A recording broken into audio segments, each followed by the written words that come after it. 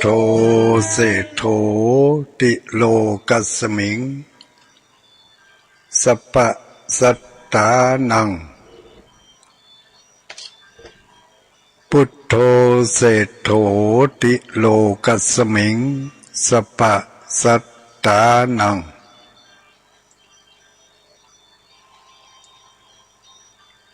พุทโธเศโธติโลกัสมิงสัพพะ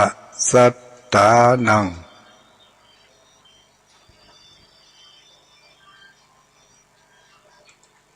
ขอความนอบน้อมแด่องค์สมเด็จพระสัมมาสัมพุทธเจ้าขอน้อมอภิวาทพระสัทธรรมเจ้าขอน้อมนมัสการพระอริยสงฆ์เจ้าถวายความเคารพท่านเจ้าคณะพระสังฆาธิการท่านครูบาอาจารย์พระสงฆ์องค์สังฆเจ้าทุกรูปทุกตนทุกองค์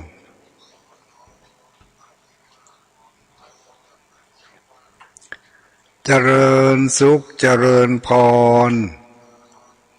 สวัสดียามค่ำคืนมายังท่านพุทธบริษัททั้งหลายทุกผู้ทุกคน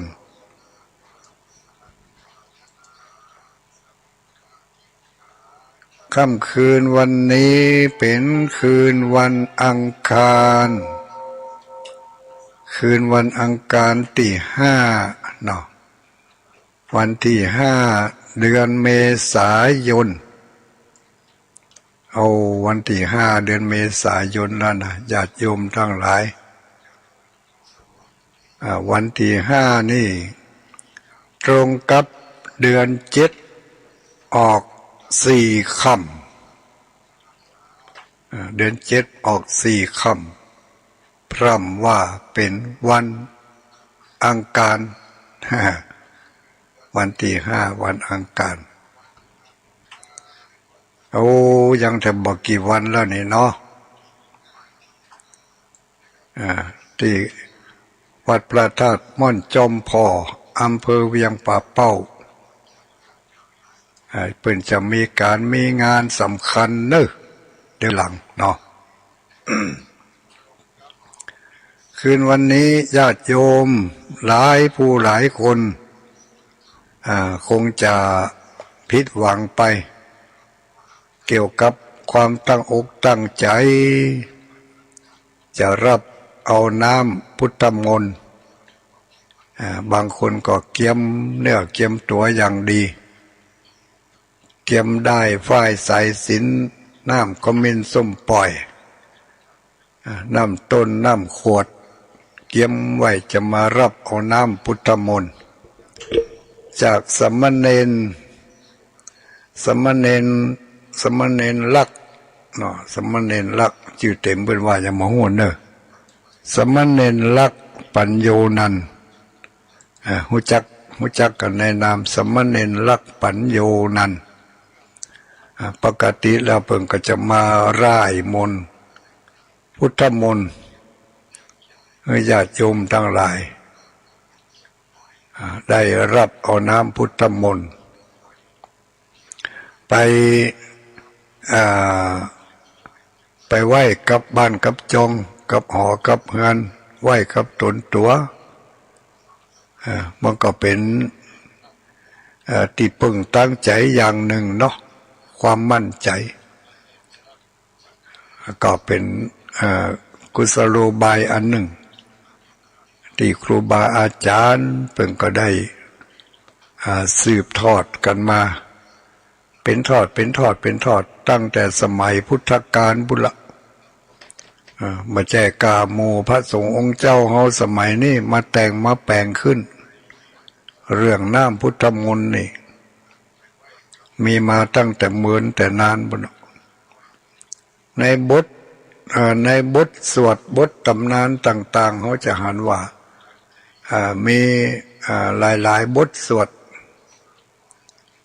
แต่ละบทแต่ละสวดนั่นก็เอาไปใจคนละตีคนละอย่างกันตามตีเหตุการณ์ต่างๆจะพึงเกิดขึ้นเนาะในตำนานของสวดต่างๆที่เป็นว่า7ตำนานพ่อง12ตำนานพ่องถ้าว่าเป็นตำนานนี่ถ้าเป็นกำเมืองเฮาตำนานก็คือเรื่องเล่าที่เป็นเล่ากันมาเมินนี่นะแต่ตำนานในพระสูตรเนี่ยในบทสวดนั่นก็เป็นเรื่องเล่าเหมือนกันเป็นเรื่องเล่าอย่าง7ตำนานเนี่ยก็มีเรื่องเล่าอยู่7อย่างเรื่องที่เป็นมงคลทั้งหลาย12ตำนานก็เรื่องเล่าแต่เป็นเล่าเป็นภาษาบาลีเนาะภาษาบาลีอย่างว่าอเสวนาจะพาลานังปันติตานันจะเสวนาเนี่ยอันนี้ก็เป็นมงคลอันนี้ก็เป็นว่าก็เป็นภาษาบาลีอย่างบทว่ายานีทะปูตานีสัมมาคาตานีปุมมานีวายานีวาอันตะลิเขเนี่ยอันนี้ก็เป็นตำนานหนึ่งเพิ่งกันเล่ากันมาเรื่องเล่านี่มีทั้งปุคลาธิฐานและธรรมาธิฐานอยู่ในตำนานต่างๆอย่างในเมตไตรยสูตรเนาะนั่นก็เป็นตำนานเหมือนกันเป็นตำนานแต่ละตำนานนี่ก็มีเรื่องเล่าแต่ละอย่างไปตามพระคุณเจ้าทั้งหลายเพิ่นก็เอามาเล่าให้หมู่เฮาทั้งหลายได้ยินได้ฟังกันไปแล้วคืนวันนี้แทนที่ท่านทั้งหลายจะได้รับบทสวดตำนานจากสมณเณรลักษณ์ปัญโยนันท์ก็พอดีเปิ่นติดภารกิจท่านพระครูอภิวัตรก็ติดภารกิจการงานมีหลายตนหลายองค์ก็บ่อาจที่จะมารับภาระในคืนนี้ได้ก็เลยมอบภาระอันนี้ฝากมาตั้งตุลุงดอยก็หันว่าพอที่จะมีเวลาว่างอยู่ค่ำคืนนี้ก็ไม่ได้ไปที่ไหนตอนกลางวันก็เก็บเนื้อเก็บตัวกันจัดการจัดงานเตรียมประดับประดาบริเวณงานสถานที่ที่จะต้อนรับศรัทธาญาติโยมต้อนรับพระสงฆ์องค์สังฆเจ้าที่เพิ่นจะมาร่วมในงานวันที่8เดือน7ออก7ค่ำที่จะถึงทั้งหน้านี่วันนี้วันที่4ละวันที่5ละวันผูกก็วันที่6วันฮือก็วันที่7จากวันฮือไปถึงวันก็เป็นวันที่8วันนี้ก็4ค่ำ5ค่ำ6ค่ำ7ค่ำเอาเคล็ดมันญาติโยมทั้งหลายที่แรกก็จะเอาจัดตานเดือนเมษาวันที่5นะเขียนในปฏิทินไปแล้วแต่บ่ได้สำรวจตรวจตาพอให้ดีเพราะตอนที่พิมพ์ปฏิทินนั่นปฏิทินใหม่มันยังบ่ออกเด้อก็เลยเดาเอาเขียนลงไปว่าวันที่5เผื่อปฏิทินออกมาแล้ววันที่5นี่อย่างวันนี้เนาะวันที่5วันนี้ที่แรกจะตานวันนี้ลูกวันที่5เมษา อืมก็วันที่5 เดือน 5เอลูเนาะคือใจว่าจะอ่าน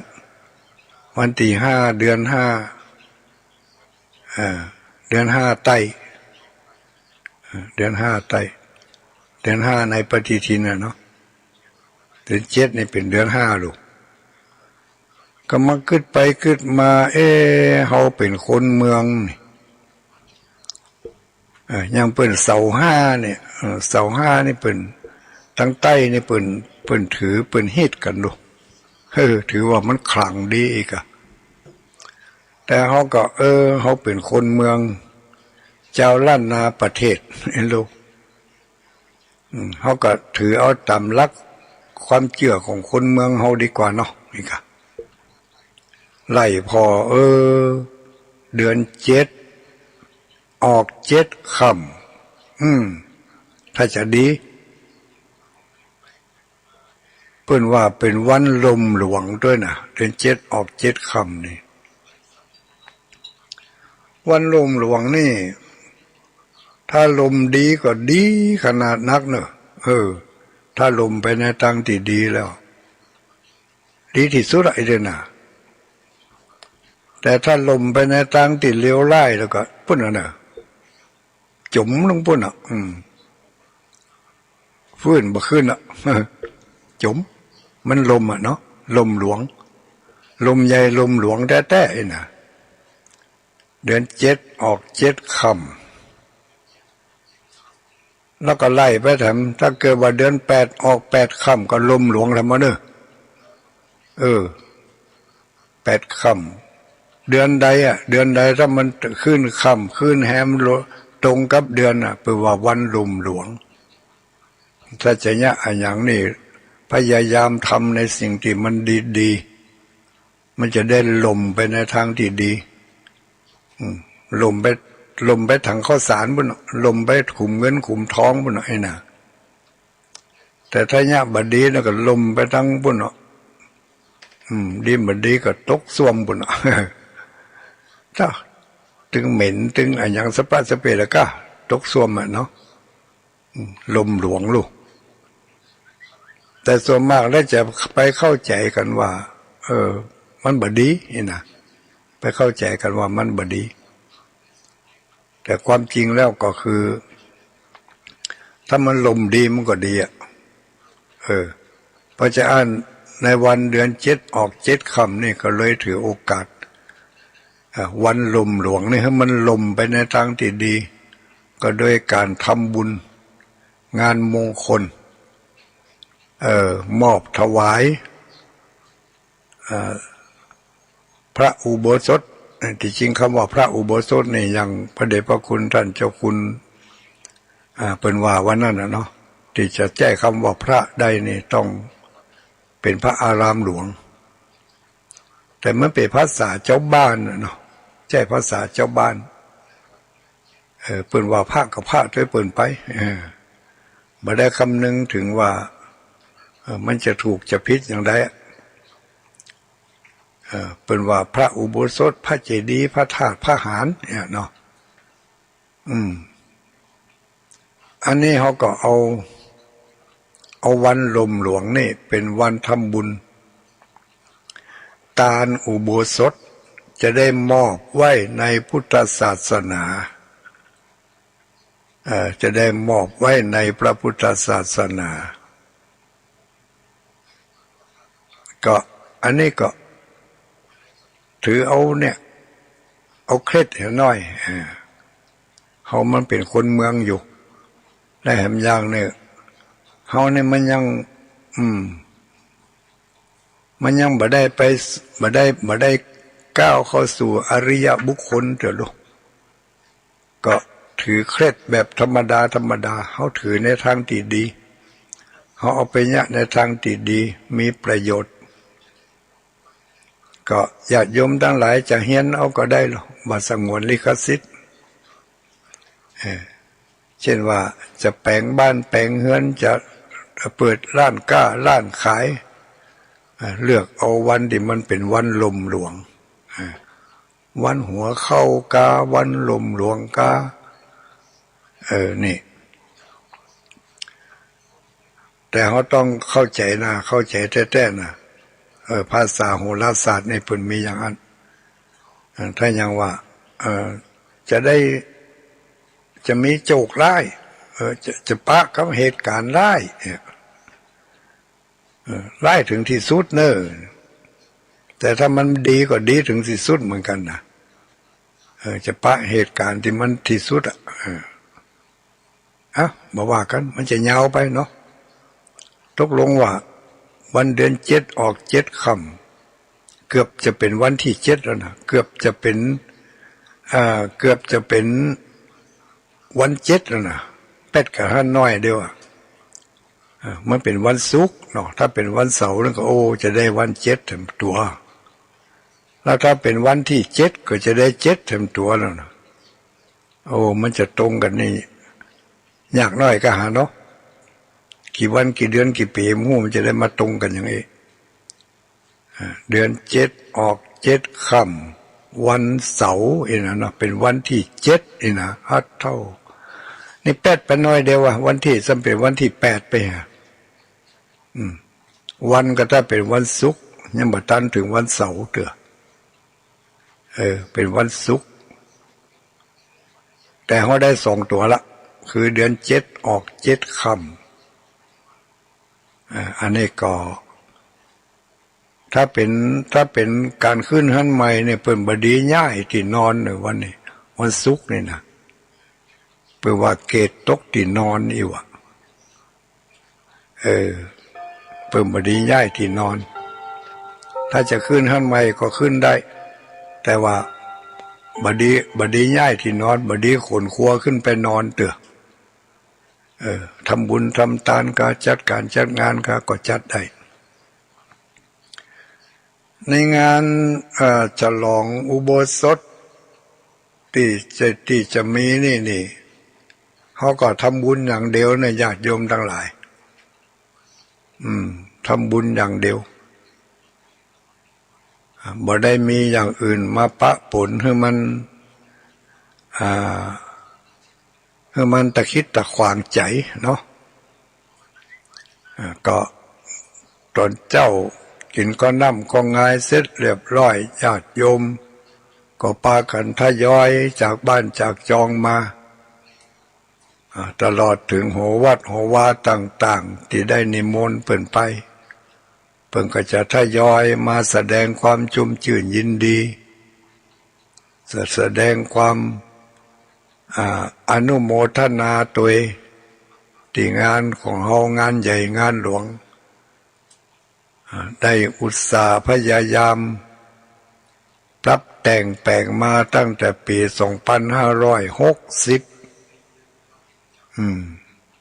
มาจนถึงบัดเดี๋ยวนี้ก็หลายวันหลายเดือนนักแกแต่ว่าการก่อสร้างก็เป็นมาด้วยดีตลอดบ่มีอุปสรรคใดๆมาคัดมาขวางมันจะล่าจะจ้าไปน้อยก็อยู่ที่ปัจจัยเงินทองเนาะถ้ามันมีมาก็แปลงไปถ้าบ่มีก็ย่างไปสักวางบอกให้ศาลาเขาวางนี่บ่มีสตางค์เตือนเนอะสู่เขาย่างก่อนจะไปยากการที่ไหนก็ไปเถอะถ้ามีสตางค์ก็จะห้องมาแถมอีกก็กฐินผ้าป่าที่เปิ่นมาทำบุญทำทานกุปีก็เอามาใส่เติบเปิ่นก็บริจาคให้หอมมาผ่องก็เก็บเล็กผสมน้อยอยากไปทำไปมีหลายผู้หลายคนถามตัวลุงอุโบสถหลังนี่มอแต่มอว่าใจงบประมาณเท่าใดนี่เขาถ้ามาถามงบประมาณกับตุลุงนี่นักแกผมเนอะพอตุลุงบ่ได้โจทย์ไว้บ่ได้โจทย์ไว้เป็นหลักฐานได้มาก็จ่ายไปได้มาก็จ่ายไปเสี่ยงไปต่อใดไปหู้เนาะ ฮะถ้าเอก็ถ้าเปิ่นให้เปิ่นหอมมาไปหู้เปิ่นหอมหอมมาต่อใดเอาไปสร้างต่อใดถ้าอันนี้ก็บ่ฮู้อ๋อเฮาเนี่ยบ่ฮู้เด้อพอเฮาได้มาเฮาก็จ่ายไปในการสร้างการแปลงหลักฐานก็มีนั่นสิ่งที่อยู่หั่นน่ะแปลงกันงานอยู่หั่นนั่นล่ะหลักฐานบ่มีหลักฐานเป็นเอกสารถ้าจะเอาเป็นเอกสารย่อยที่ยิบนั่นน่ะโอ้นักแก่ผมก็เนี่ยไปทำไปมาเดี๋ยวนี้ก็สำเร็จไปแล้ว99%ยังข้างแต่1%ละไว้หันจะมันที่ว่าต้องตานต้องรีบตานนี่ก็เพราะว่าญาติโยมสังขารร่างกายของเฮามันบ่แน่บ่นอนเนาะวันนี้เฮาหันหน้ากันวันพรุ่งนี้เฮาอาจจะบ่ปะกันก็ว่าได้มีหลายผู้หลายคนที่ได้รับตาลาโลกไปเหียก่อนบัดตันได้ฉลองบัดตันได้ทำบุญทำทานสักกรรมก็เลยมาคิดถึงว่าสิ่งแน่นอนก็คือความบ่แน่นอนเนี่ยก็เลยมันข้างอย่างเล็กๆน้อยๆก่อยต่อเติมเอามาลุ้นส่วนมากมันสำเร็จไปแล้วเขาก็ต้านเนี่ยเพราะว่าจะประกอบภารกิจหรือว่าจะทำกิจกรรมตั้งสังฆกรรมได้ละพระสงฆ์องค์สังฆเจ้าก็สามารถที่จะมาใจสถานที่แห่งนี้ได้คือเป็นอุโบสถก็จะได้มอบถวายไว้เป็นศาสนสมบัติเป็นสมบัติของพระพุทธศาสนาต่อไปก็ญาติโยมทั้งหลายมีหลายผู้หลายคนที่มีได้ยินข่าวก็ได้ให้ได้ห้อมร่วมกันมาเนี่ยร่วมกันมาตั้งเฟซพ่องตั้งไลน์พ่องบัดเดี๋ยวนี้การสื่อสารมันง่ายญาติโยมเฮาทั้งหลายแจ้งข่าวกันไปบางคนก็ถามเลขบัญชีมาโอนเข้าบัญชีของวัดโอนเข้าบัญชีของเจ้าอาวาสพ่องก็เอาไปจ่ายคือมันสำเร็จลุล่วงไปงานเขาก็มีเท่านี้งานก่องานสร้างเนาะงานเผยแผ่ก็ยังมาเดี๋ยวนี้กำลังนำเอาเรื่องราวต่างๆมาอู้ให้ต่างทั้งหลายเนี่ยก็เป็นงานเผยแผ่บุญเผยแผ่กุศลเผยแผ่ลักษณะการทำคุณงามความดีเป็นการเผยแผ่พระพุทธศาสนาอันนี้ก็ค่ำคืนวันนี้ก็ได้มารับภาระหน้าที่แทนเพิ่นญาติโยมหมู่เฮาทั้งหลายที่ฟังกันอยู่ก็จะได้อยู่ไม่ใช่ว่าถึงกับใจร้ายเบื่ออย่างให้เลยเนาะมีที่จริงมีเรื่องอันหนึ่งนะที่อยากจะเล่าให้ญาติโยมทั้งหลายได้ยินได้ฟังกันแต่ก็มันจำได้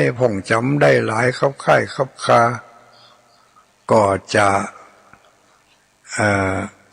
ะเอามาเล่าให้กันฟังเนาะโดยเฉพาะเรื่องอะไรอย่างเรื่องที่ญาติโยมทั้งหลายคงจะบางคนก็อาจจะเคยได้ยินอยู่พอง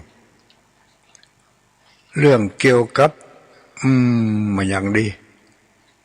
เกี่ยวกับนก หัสดีลิงวันนี้มาแปลกเลยวันนี้นะ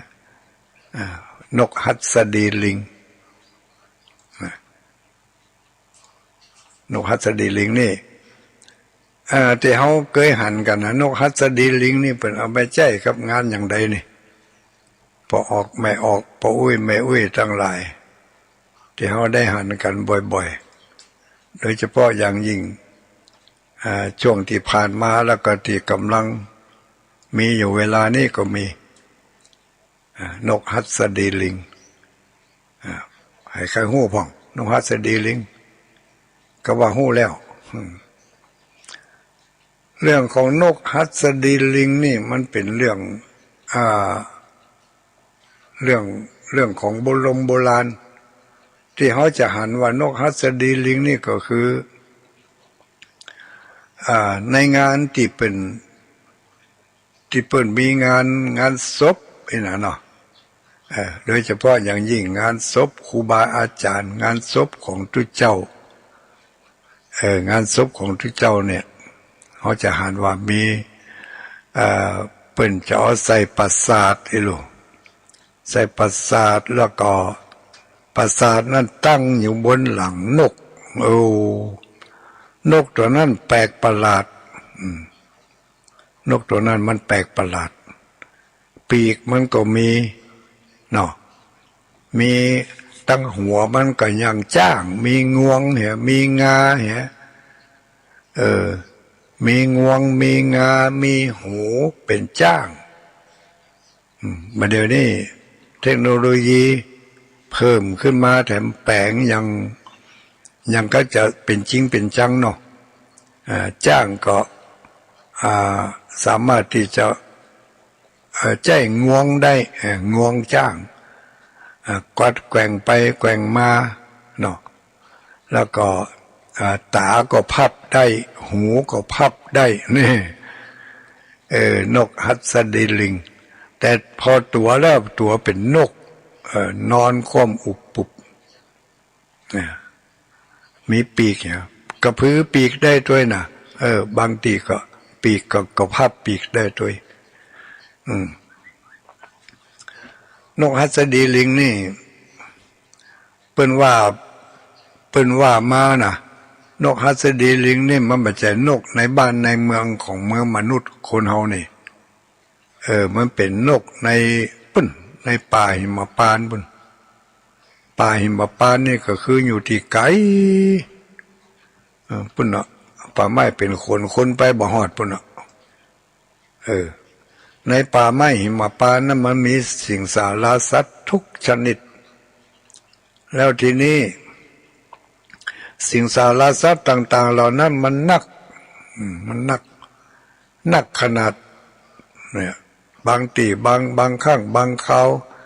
การผสมพันธุ์อย่างต่างๆของมันก็ผสมพันธุ์กันไปเลยนะแมวผสมพันธุ์กับไก่ผสมพันธุ์กับหมูกับหมาอย่างมูเนี่ยเวลาเกิดออกมาก็หัวเป็นอันนั่นตัวเป็นอันนั่นพ่องเนี่ยอันเนี้ยสัตว์ในป่าหิมพานต์ที่เขาจะหันในวัดพ่องในโบราณสถานพ่องเขาจะหันว่าอันนี้หัวมันเป็นม้านี่ตัวมันเป็นราชสีห์อีกก็มีนะบางทีก็หัวเป็นนกแต่ตัวมันเป็นราชสีห์ตัวมันเป็นเสือพ่องบางทีก็หัวเป็นนกตัวเป็นคนอีกก็มีอันหมูเนี่ยเป็นสัตว์เรียกว่าสัตว์หิมพานต์สัตว์ในวรรณคดีสัตว์หิมพานต์นี่นกหัสดีลิงก็เหมือนกันเป็นนกที่อยู่ในป่าหิมพานต์แต่นกหัสดีลิงนี่เป็นนกติดตัวใหญ่มากใหญ่บ่ใหญ่กำลังของมันนี่ที่มันมีพลังกำลังของมันนี่ที่มันบินมันจะบินไปได้นี่นะหรือว่ามันจะย่อมจะยุบเอาอย่างนี้กำลังของมันแหงมันนักเท่ากับจ้าง5 ตัว เต่ากับจ้าง5 ตัวโหว่ามันจะมีน้ำหนักกี่ตันนะสมัยนี้การเป็นตันนะเนาะความการหับน้ำหนักของมันจะหับได้กี่ตันโหเนี่ยแต่ว่ามันตัวใหญ่นกฮัสดีลิงนกฮัสดีลิงนี่มันจะเป็นสัตว์ที่บินข้ามไประหว่างทวีปทั้งสี่ทวีปทั้งสี่เนี่ยมีอย่างพ่องมีชุมพูทวีปทวีปของมนุษย์คนเฮาเนี่ยเนาะเป็นชุมพูทวีปบางเตือมันก็สดมาติชุมพูทวีปนี่บางเตือมันก็สดไปยังทวีปอื่นไปสดไปอุตรกุลุทวีปสดไปที่อุตรกุลุทวีปบางทีบางเตือก็สดไปในทวีปอมละโกญานมันเป็นนกที่มันมีกำลังสามารถบินไปได้ในทวีปทั้งสี่ตัวใหญ่ใหญ่มาใหญ่ร้องพอขนาดปราสาทเอาไปตั้งบนหลังนกตัวนั้นได้อันนี้ยังน้อยนะจิบจ้อยตัวมันใหญ่ก็แล้วกันแล้วมันมีอยู่ทวีปหนึ่งทวีปหนึ่งก็คืออุตรกุรุทวีปนี่อุตรกุรุทวีปนี่ถ้าเวลาคนตายนี่เเพิ่นจะบ่มีการโศกเศร้าบ่มีการร้องห่มร้องไห้แล้วเพิ่นก็บ่มีการเผาศพบ่เอาศพไปฝังบนแผ่นดินในทวีปในอุตรกุรุทวีปนี่นะถ้าเวลาตายแล้วเพิ่นก็จะเอาผ้าแดงนี่ปันศพเอาผ้าแดงนี่ปันศพแล้วก็เอาไปวางไว้อาจจะเป็นวางไว้ที่กลางควงพ่องหรือว่าสนามหญ้าที่ใดที่หนึ่งเปิ้นบ่มีปลาเหี่ยวบ่มีปลาเหี่ยวแล้วก็บ่มีที่ฝังตัวเอาผ้าขาวเอาผ้าแดงปันศพเนี่ยแล้วก็เอาไปวางไว้กลางสนามจะเป็นสนามหน้าบ้านของตัวเองก็สนามกลางหมู่บ้านก็แล้วแต่แล้วเพิ่นบ่มีการร้องห่มร้องไห้อย่างกับเฮาเอาไม่เพิ่นก็จะกึดอย่างกับเฮาเอาขยะไปขว้างอย่างนั้นความรู้สึกของคนในทวีปนั่นนะบ่เหมือนกับคน3 ทวีปนี่3 ทวีปอย่างชุมพูทวีปอย่างทวีปของคนเฮานี่เวลาตายเนี่ยก็มีความโศกเศร้าอาลัยอาวรณ์ตายแล้วก็มีการจัดศพจัดซากมีการเผาการฝังการหยังกันก็แล้วแต่ในอุตรกุรุทวีปนั้นบ่มีการฝังบ่มีการเผาเอาผ้าแดงต้อแล้วก็เป็นผ้าเนื้อดีด้วยนะผ้าแดงของคนในอุตรกุรุทวีปเนี่ยเป็นบอกว่าเป็นผ้าเนื้อแดงเป็นผ้าแดงเนื้อดีละเอียดมากละเอียดขนาดไหนขนาดที่ว่าคนในทวีปทั้ง3นั่นบ่สามารถที่จะทอผ้าแดงชนิดนั่นไปเรียกว่าผ้ารัตตกำพลนี่นะผ้าแดงชนิดนั่นบ่สามารถที่จะต่อได้ให้เหมือนกับคนในอุตรกุรุทวีปเป็นผ้าวิเศษเป็นผ้าวิเศษกันแล้วถ้ามาตกในจุมพูทวีปหรือว่าในโลกเขานี่เป็นเรียกว่าเป็นผ้าอย่างก็ เป็นผ้าโกสัยยะเอกหาเป็นผ้าละเอียดมากๆมีอยู่ครั้งหนึ่งนายพรานพระเนจรได้ไปแอวป่า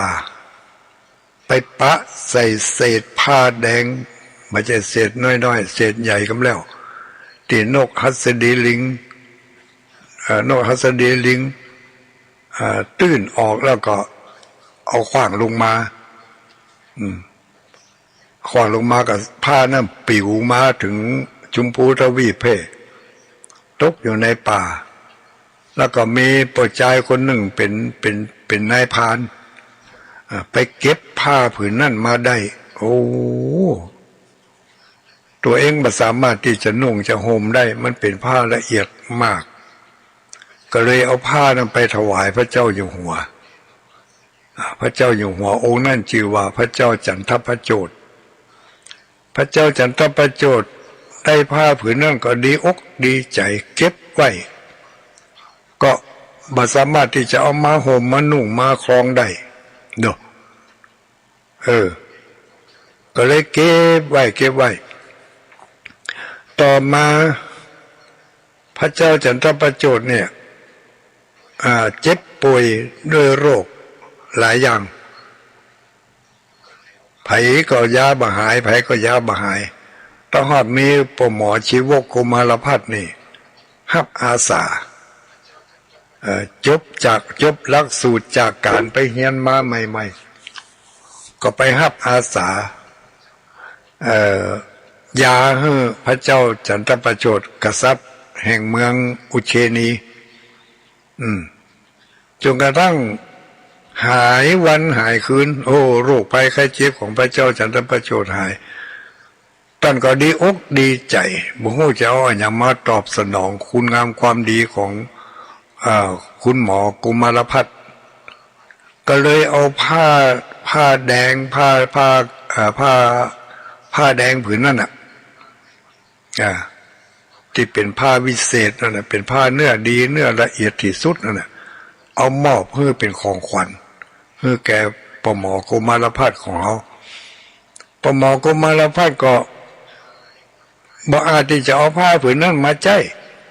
มันมีความละเอียดมีความดีมีความวิเศษเกินกว่าที่ตัวเองจะใช้ได้ก็เลยเอาผ้าผืนนั้นไปถวายองค์สมเด็จพระสัมมาสัมพุทธเจ้า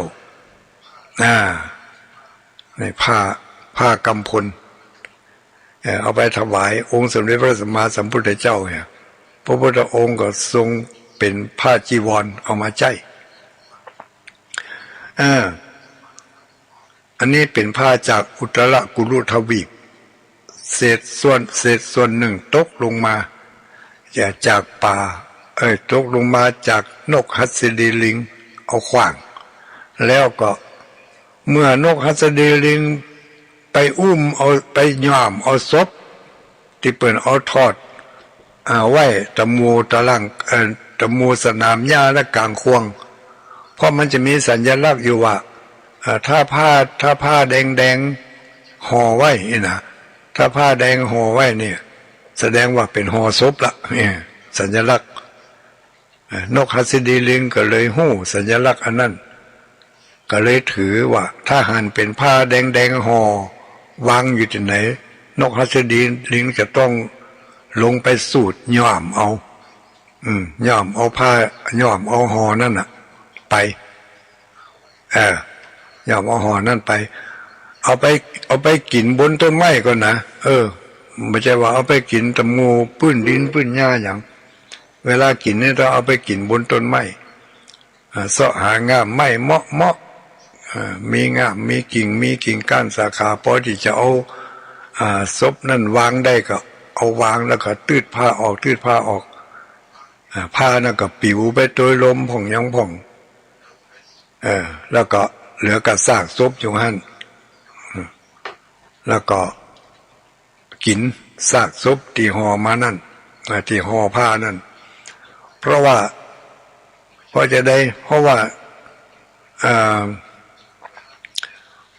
มันเป็นธรรมเนียมของนกฮัสดีลิงที่จะกินซากศพบนต้นไม้จะเอาไปตำบนดินก็กินมาได้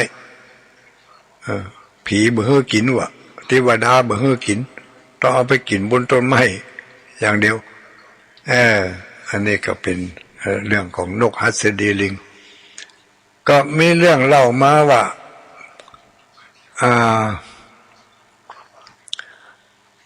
มีเรื่องเล่ามาต่อมาว่านกฮัสดีลิงตัวหนึ่งเนี่ยวันนั้นมันบินว่อนอยู่ในเมืองโลกของมนุษย์ของเขานี่บินไปบินมาไปหันใส่ห่อผ้าสีแดงแล้วมันก็ลงมาสูดย่ามเอาห่อผ้าแดงนั่นผ้าแดงเป็นผ้ากำพลผ้ารัตกำพลนะแล้วก็จะเอาไปกินบนต้นไม้ญาติโยมดังหลายห่อผ้าแดงที่นกฮัสดีลิงตัวนั้นไปย่ามเอานั่นก็บ่ใช่ภัยที่ไหนแต่มันบ่ใช่ศพสักกำญาติโยมมันเป็นพระมเหสีของพระราชาพระองค์หนึ่งเรื่องของเรื่องมีอยู่ว่ามาเจ้าวันนั้นมีพระราชาพระองค์หนึ่งชื่อยังกระโหเนอะชื่อยังกระโหจำชื่อไม่ได้ละก็ว่าบ่มีชื่อหุ่มหูพระราชาพระองค์หนึ่งมาเจ้าวันนั้นเจ้าขวายมันเป็นหน้าหนาวพระราชาก็ออกมานั่งหิงแดดอุ่นนั่งหิงแดดอุ่นถ้าจะตีจานเนาะเพิ่นจะมีตีหิงแดดอุ่นมันถ้าเป็นบ้านสมัยก่อนเนี่ยเป็นเรียกว่าจานก้อนเนี่ยเนาะอันนี้มันเป็นในพระราชวังก็ไปนั่งหิงแดดอุ่นอยู่ที่จานอยู่ที่ตากอากาศที่ระเบียงสมัยนี้เขาเรียกว่าระเบียงหน้าบ้านเนาะไปนั่งหิงแดดอุ่นจิบน้ำชากาแฟไปอีกในขณะที่กำลังนั่งหิงแดดอุ่นอยู่นั่นพระมเหสีของพระองค์ตุ้มผ้าแดงญาติโยมทั้งหลายตุ้มผ้าแดงเป็นผ้ากำพลเป็นผ้านั่นน่ะเป็นผ้ากำพลนั่นน่ะตุ้มผ้าแดงมานั่งใกล้ๆหันมานั่งใกล้ๆกับพระราชาก็ถ้าจะเอาอันนั่นมาเอาอันนี่มาถวายอีกเนาะเอามาถวายเอามาให้พระราชาอาจจะเอาน้ำชามาเติมก็เอากาแฟมาเติมก็พระราชาก็บอกว่าให้เธอนั่งลงตรงนี้ก่อนเสร็จแล้วพระราชาก็ถอดแหวนธรรมลงถอดแหวนนั้นมีค่า100,000ฮัลโหล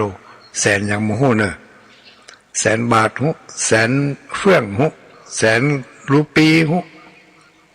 ก็ว่า100,000 กีบหุนะมีค่า100,000เท่ากับราคาของผ้ากำพลที่พระเทวีห่มมานั่นก็ราคา100,000เหมือนกันถอดแหวนออกจากพระหัตถ์ของพระองค์เสร็จแล้วก็เอาเข้าไปสวมในพระหัตถ์ของพระนางเทวีแล้วก็พระราชาก็ยกมือขึ้นมาดมหอมอีกเนาะแล้วก็นางก็ถอยออกไปห่างแล้วก็นั่งอยู่ใกล้ๆตุ้มผ้าถ้าจะหนาวเนาะตุ้มผ้าสีแดงเนี่ยแต่ว่าในขณะนั้นพระมเหสีของพระราชาทรงพระคันแล้วนะทรงพระคันใกล้จะคลอดใกล้จะคลอดนักแก นั่งไปนั่งมานั่งไปนั่งมานกหัสดีลิงบินลูกไหนมาบ่ฮู้ญาติโยมทั้งหลายนกหัสดีลิงตัวนี้บินลูกไหนมาก็บ่ฮู้มันบินมาบนอากาศมาหันใส่ผ้าแดงปันตัวนางอยู่มันก็นึกว่าเป็นซากศพนึกว่าเป็นซากศพเสร็จแล้วมันก็ล่อนลงมาสูดย่ามเอาพระมเหสีของพระเจ้าแผ่นดินนั่นขึ้นไปอยู่ในอุ้งเล็บตีนของนกฮัสดีลิงมันจะมืออย่างกับมือเขาเอาย่ามอย่างของน้อยเนี่ยเนาะย่ามเอาน้อยเลยอาจจะหมกเขาย่ามเอาไก่น้อยนี่กะหมอนะกะเนาะย่ามเอาไก่น้อยแล้วก็เอาอยู่ในองค์มือนั่นนะมาได้ถูกเล็บถูกอย่างอยู่ในองค์ขลงถ้าไม่เหสีตั้งสติได้ญาติโยมทั้งหลายตั้งสติได้คือใจว่าโอ้ตอนนี้เขาโดนนกหัสดีลิงย่อมมาละธรรมดาธรรมชาติว่านกหัสดีลิงนี่ถ้าได้ยินเสียงห้องเสียงของคนตะโกนออกมาเนี่ยนกหัสดีลิงนี่มันจะสวะมันจะสวะมันจะปล่อยตีนของมันน่ะเนาะถ้ามันสวะแล้วเขาคงจะตายตกตกอากาศแน่ๆก็กึศใจจะมันจะถ้ามันไปจับต้นไม้มาได้เขาจะห้องขึ้นมาอันอีกพระมเหสีตั้งสติได้นี่เนาะถ้าเป็นเฮานี่ไปไหวบนเราตายไว้กันเนาะแต่เป็นตั้งสติได้เงียบบ่ดินบ่ต้วงยังเต้าหอดบินไปไปถึงป่าจะเข้าเขตป่าไม้หิมพานต์อยู่ละจะเข้าเขตป่าไม้หิมพานต์อยู่ละมีต้นไม้ใหญ่อยู่หันต้นหนึ่งมีกิ่งก้านสาขาโอ้ใหญ่ขนาดนักแล้วนกหัสดีลิงก็เอาพระมเหสีไปวางบนง่าไม้แล้วก็ขยับตัวเนาะลองรับตานึกนะรับตานึกขยับตัวอย่างกับแมงยิวนะถ้ามันเอาไปวางเสร็จแล้วมันก็ขยับตัวแล้วก็ก้มมาพอในขณะที่มันก้มมาพอนั่นพระมเหสีหู้ว่าตัวเองนี่รอดพ้นจากอุ้งของนกหัสดีลิงแล้วอยู่บนง่าไม้อย่างดีปลอดภัยก็เลยห้องขึ้นส่งเสียงโวยวายขึ้นส่งเสียงยังไงญาติโยมส่งเสียงแตนก็แล้วกันนะส่งเสียงดังขึ้นมานกหัสดีลิงได้ยินเสียงคนเอิ้นออกมาอย่างนั้นมันก็บินหนีไปหาญาติโยมทั้งหลายมันก็บินหนีไปหาบักกินสักคำมันหู้ว่ามันไม่ใช่ของตายรู้เนี่ยมันเป็นของมีชีวิตอยู่รู้มันก็เลยบักกินสักคำมันก็บินหนีไปหาทีนี้พระมเหสีก็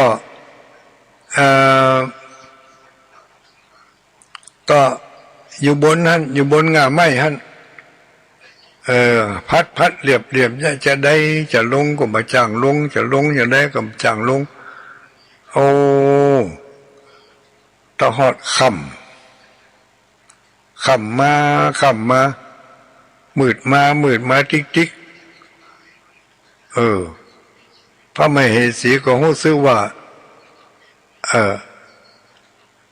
เจ็บต้องเจ็บต้องเพราะว่าตอนนั้นทรงพระคันแก่แล้วนี่เจ็บต้องอยากจะได้ดี บ่มีกูบ่มีกิมบ่มีไผที่ไปจะมาเป็นที่จังที่เปิ่งเลย อยู่บนงามไม้เพ่ก็เจ็บต้องควนคลางอยู่คนเดียวอยู่บนงามไม้หั่นคืนนั่นตั้งคืนต้องฮอดแสงเงินแสงทองออกจากตนออกจากทางด้านทิศตะวันออกปุ่งออกมาพระนางก็คลอดบุตรทันทีคลอดบุตรในขณะที่แสงเงินแสงทองออกมา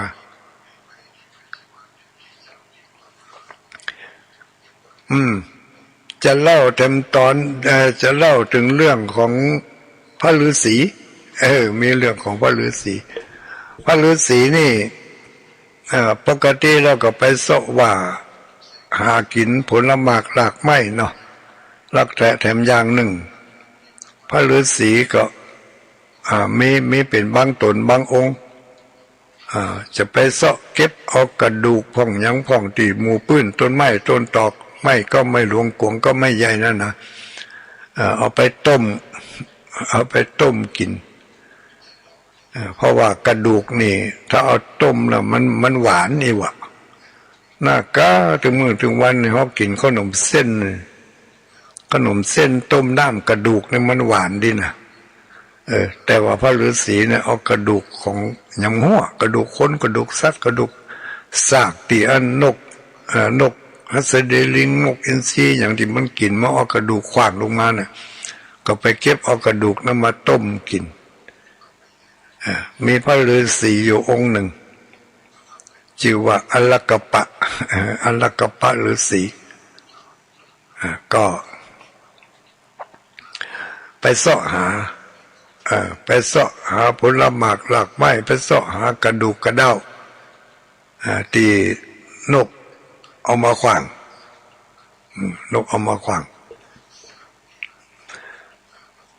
แล้วก็เอาไปต้มกินเอาไปต้มกินญาติโยมทั้งหลายจะขออู้ถึงฤาษีตนนี้เพิ่นมีที่มาที่ไปอย่างไร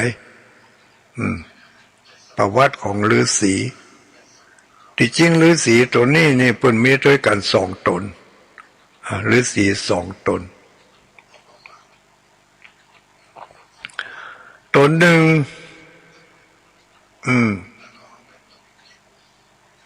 ตนหนึ่งชื่อว่าอัลลกปะและแถมตนหนึ่งให้ชื่ออย่าง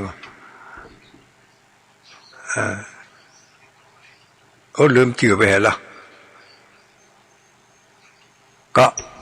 เป็นอันว่าเป็นอันว่าฤาษี2 ตนกันแล้วกันเนาะฤาษี2 ตนนี่เพิ่นเป็นสหายกันตั้งแต่น้อยๆพุ่นนะ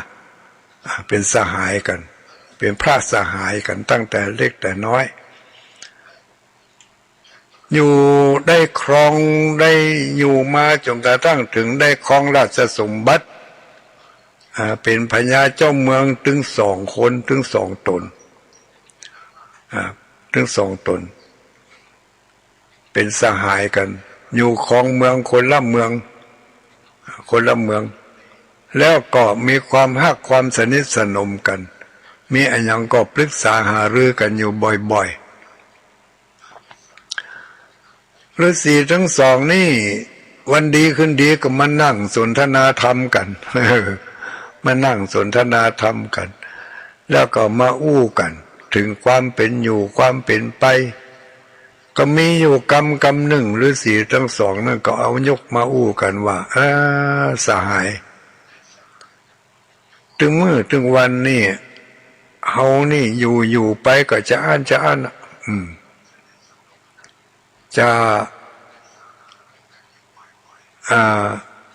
อยู่ไปรอที่เขาจะถึงวันตายอายุของเขาก็แก่ไปถึงวัน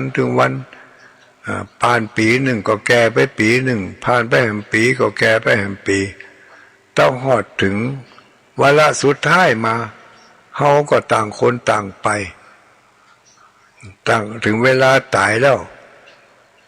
ไผก็บ่ได้ตายโดยเฮา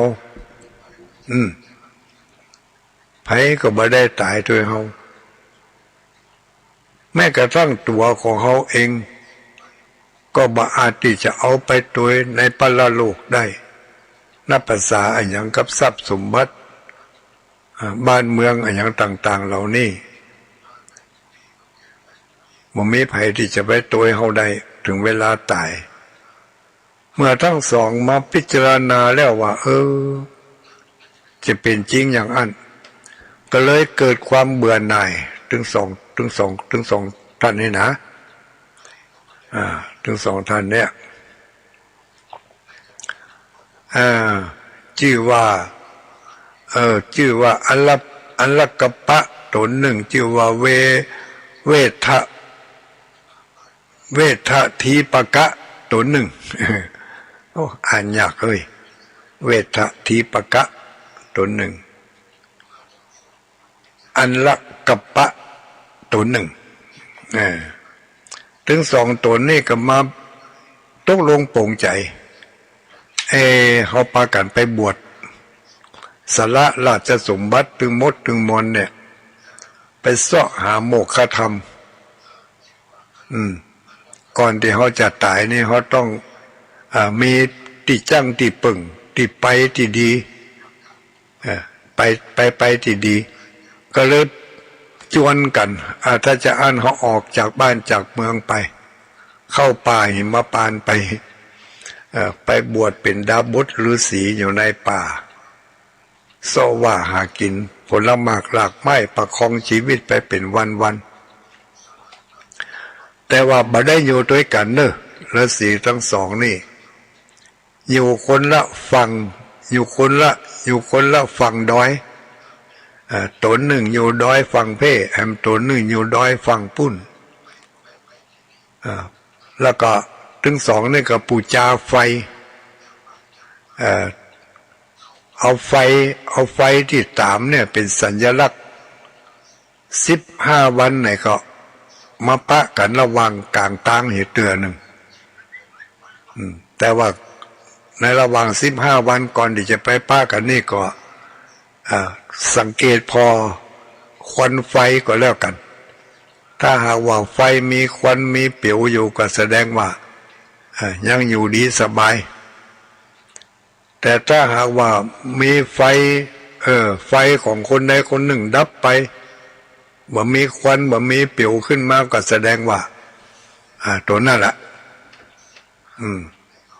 มรณภาพไปก่อนละนี่นะอยู่มาวันหนึ่ง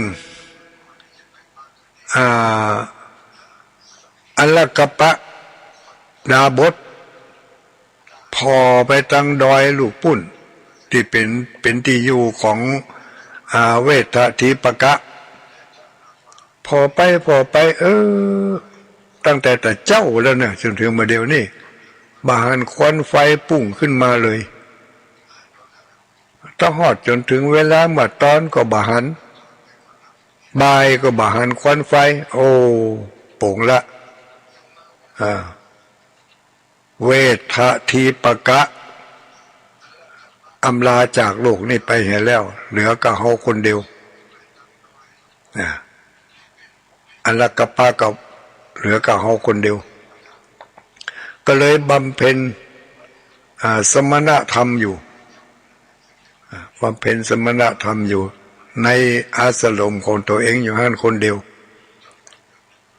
มีอยู่วันหนึ่งเวทะทีปกะเทวดาที่เป็นสหายเก่าน่ะ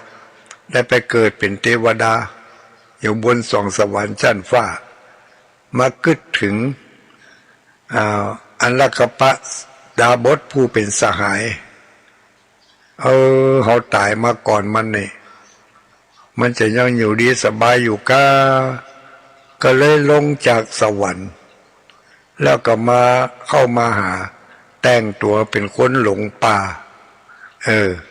เนรมิตเป็นคนหลงป่าเข้ามาก็มาถามสารทุกข์สุขดิบ บ่อัลลกปะได้หัวว่าตัวเองนั่นก็เป็นสหายเก่าถามไปถามมาก็ถามว่าท่านดาบดถึงมื้อถึงวันนี่ท่านมีอะหยังเดือดเนื้อร้อนใจพ่องพอที่ข้าพเจ้าพอจะช่วยท่านได้พ่องก็จะมีปัญหาในการบำเพ็ญสมถธรรมอย่างใดพ่องอัลลกปะก็บอกว่าถึงมื้อถึงวันนี้ข้าพเจ้าก็อยู่ดีสบายการกินการว่าก็อยู่ดีสบายบ่มีอุปสรรคอย่างมันรำคาญอย่างหนึ่งนะรำคาญอย่างหนึ่งเนี่ยพอเท่านั่นก็บอกว่ารำคาญอย่างบอกมาพอแล้วถ้าผมช่วยได้ผมจะช่วยก็ถึงมื้อถึงวันนี่รำคาญหมู่จ้างนะจ้างมันจะมาเป็นหมู่เป็นฝูงพ่องมาตัวเดียวพ่องก็ห้อยกำลังจะนั่งสมาธิภาวนามาละขวัดเข็ดมาตั้งหลังละบางเตอก็มาตั้งหน้าพ่องเขาจะเป็นต้องลูกคนนี้เพราะว่ามันมารังควานอะไรกับ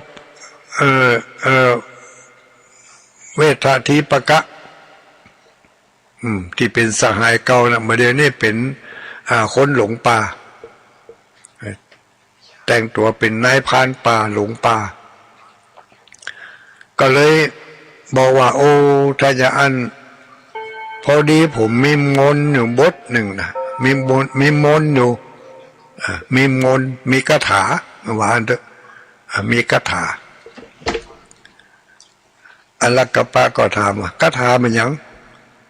คาถาพุทโธเสโถนั่นก็บอกว่าบาจายคาถานี่ก็คือคาถาเกี่ยวกับจ้างคาถาจ้างใครว่าฉะนั้นจ้างใครคาถาจ้างใครแต่ว่าคาถานี่ต้องใจกับพินหรือว่าซึ้งเนอะ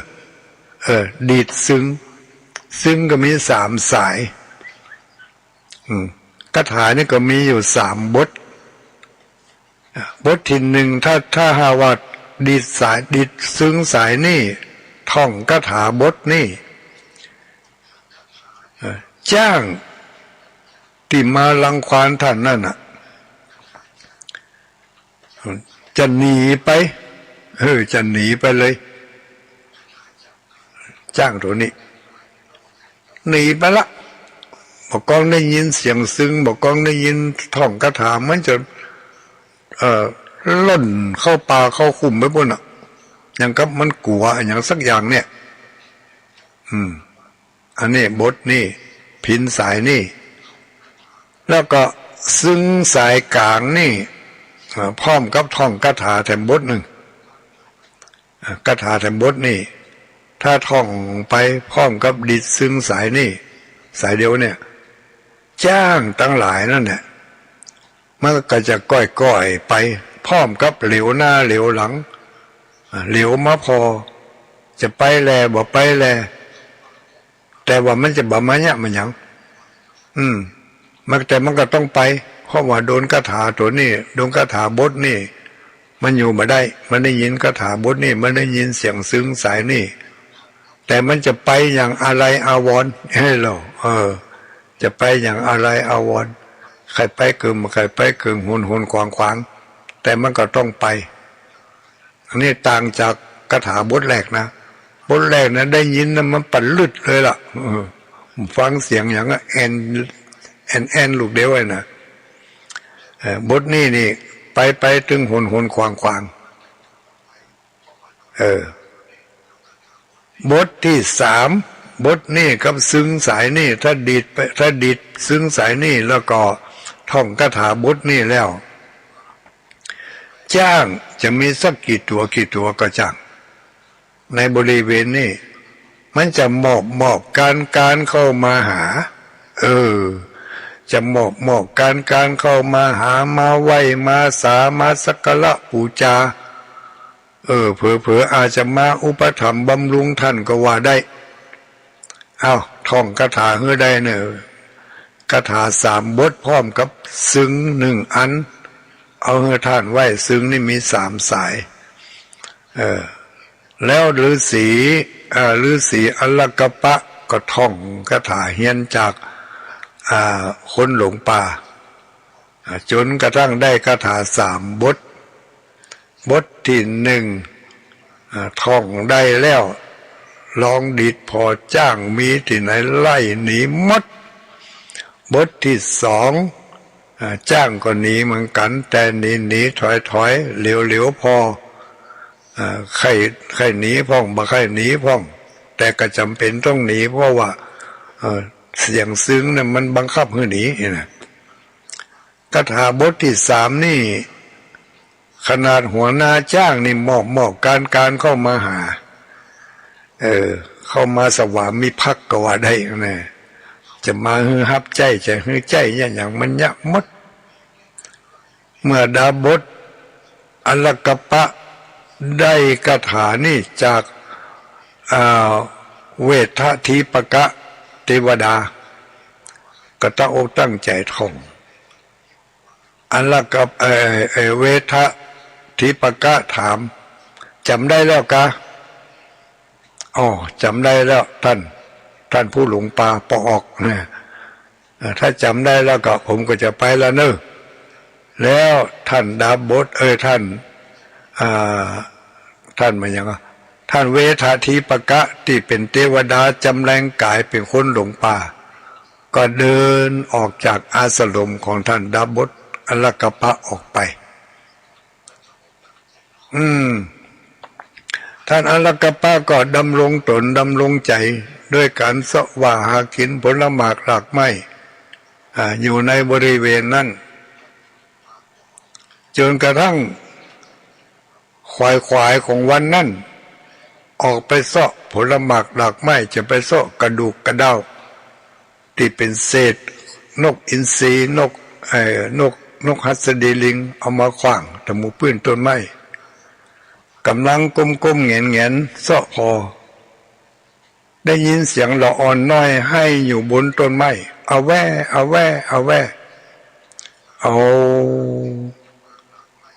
แงนขึ้นไปพอก็หันใส่ละอ่อนน้อยพร้อมกับแม่หญิงอยู่บนต้นไม้ปุ่นอยู่ข้าคบไม้หั่นก็เลยสอบถามไต่ถามความเป็นมาเป็นไปว่าเป็นจะได้นางถึงได้ไปอยู่บนต้นไม้หั่นเรื่องราวเป็นจะได้เราอู้กันฟังพอหรอลงมาตั้งลุ่มนี่ก็ได้จะลงก็เดี๋ยวปู่อุ้ยจะไปอุ้มลงมาอีกเป็นปู่อุ้ยแล้วก็เนาะเดี๋ยวปู่อุ้ยจะไปอุ้มลงมานางก็บอกว่าโอ้บ่ได้เนอะข้าพเจ้าเป็นพระราชินีนะเป็นพระราชินีอยู่ยังเมืองหนึ่งปุ่นเมืองอย่างเราจำชื่อบ่ได้ละถูกนกอินทรีถูกนกหัสดีลิงย่อมแล้วก็เอามาละไว้บนนี่ท่านอลกปะก็บอกว่าท่านเป็นมเหสีเป็นพระราชินีเป็นพระเทวีเชื่อสายของท่านสูงนักแต่ข้าพเจ้าก็เป็นกษัตริย์เหมือนกันได้มาบวชเป็นฤาษีอยู่ในป่านี่ท่านอย่ากลัวได้ว่าข้าพเจ้าจะเป็นคนจันทานคนบ่เมตกุลแล้วพระนางเทวีก็บ่เชื่อท่านเป็นดาบทท่านเป็นฤาษีจะเป็นกษัตริย์ได้อย่างไรว่าเราเป็นกษัตริย์แท้ๆนะเบื่อหน่ายในการครองคฤหัสถ์เยาว์เรือนจึงได้มาบวชเป็นฤาษีอยู่ในป่าถ้าท่านเป็นกษัตริย์แท้ท่านลองแสดงมายาของกษัตริย์ให้พอหรอ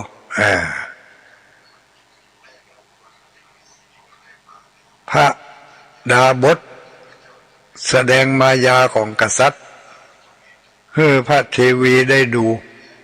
พระเทวีก็จึงเชื่อว่าดาบทเคยเป็นกษัตริย์มาก่อน ก็จึงยอมลงจากต้นไม้แล้วขนาดอยู่บนต้นไม้จะลงมานี่มาเล่นตัวอย่าง ยังมาอู้เป็นกษัตริย์กระเสริฐอยู่นี่เนาะทิฏฐิมานะนี่เป็นอย่างนี้นะถ้าอยู่ห้างก็จะตายนี่เนาะมันได้กินอย่างนี้วันหนึ่งผ่านไปแล้วไปกินอย่างนั้นหิวต้องหิวไส้ก็อย่าโยมทั้งหลายเล่าได้ก่อนเนอะ เรื่องเล่าเป็นอย่างนี้เล่าเรื่องนกหัสดีลิงยังไม่จบเลยนะนกหัสดีลิงตัวเนี้ยมันจะไปจะได้มาจะได้นี่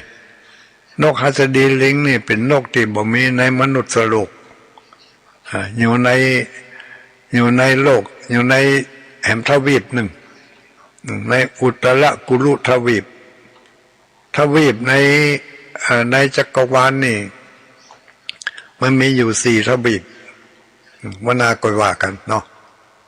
มีอุตรกุลุทวีปอมรโกยานทวีปแล้วก็มีอะไรอย่างทำจุมปูทวีปเนาะมันมี4ทวีปเนี่ยไม่หายไปไหนทวีปลืมไปละ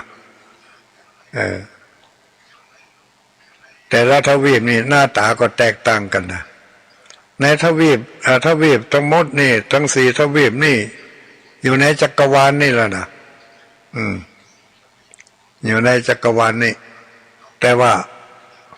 จะอยู่ห่างไกลกันสักขนาดไหนนั่นมาเดี๋ยวนี้นักอวกาศยังบอกปะเถอะนะนักอวกาศยังบอกปะทวีปนี่เถอะแต่ว่าในสมัยพุทธกาลนั่นมีพระอริยสงฆ์หลายตนหลายองค์นะไปบิณฑบาตยังทวีปในยังทวีปต่างๆเนี่ยเคยไปบิณฑบาตไปรับเอาอาหารจากทวีปต่างๆเหล่านั้นมาฉันก็หลายครั้งหลายเตื้อมีฮันเตื้อหนึ่งพระมหาโมคคัลลานะได้กราบทูลพระสัมมาสัมพุทธเจ้าว่าจะขออนุญาตไปบิณฑบาตยังอุตรกุลุทวีปแล้วก็จะเอาภัตตาหารจากเมืองนั่นมาถวายพระสงฆ์องค์สังฆเจ้าทั้งหมดทั้งมวลเนี่ยแต่พระพุทธองค์ก็บัทรงอนุญาตนะแต่ว่ามีพระภิกษุสงฆ์หลายรูปหลายองค์ได้ไปบิณฑบาตจากอุตรกุลุทวีปพ่องอมรโกยานพ่องเอามาฉันวันหน้าเคยว่ากันเนาะตอนนี้3 ทุ่มปลายเกือบเกินละวันนี้จะรับสายเกินชั่วโมงเนาะจะรับสายเกินชั่วโมงเพื่อว่าจะมีอะไรอย่างดีๆจากญาติโยมทั้งหลายได้ยินได้ฟังแล้วมีอะไรอย่างที่จะได้ต่อเติมเสริมแต่งหรือว่าจะมาเล่ามาย้ายต่อไปก็ว่าจะเอาตึกอีกนกหัสดีลิงที่ห้องหันเปิ่นเอาไปใส่ปราสาทตุเจ้าเวลาตุเจ้าตายเนาะเขาจะหันนกหัสดีลิงเนี่ยอยู่ในบนต่างปราสาทของตุเจ้าอยู่มีที่มาที่ไปอย่างนี้ที่จริงนกหัสดีลิงนั่นมันจะไปย่ามเอาศพที่ห่อผ้าแดงเนี่ยเปรียกว่าผ้ารัตกำพลว่าใจรัตนะวะเป็นรัตตะบดายผ้ารัตตกำพลผ้าสีแดงเนื้อละเอียดมากจนกระทั่งว่าเจ้าจุมพูทวีปนี่มาสามารถจะท้อได้อย่างกระเปิ่นต่อมันนี่อย่างมาหม้อขนาดจะโทรแล้วกะว่าจะได้เอาเจริญพร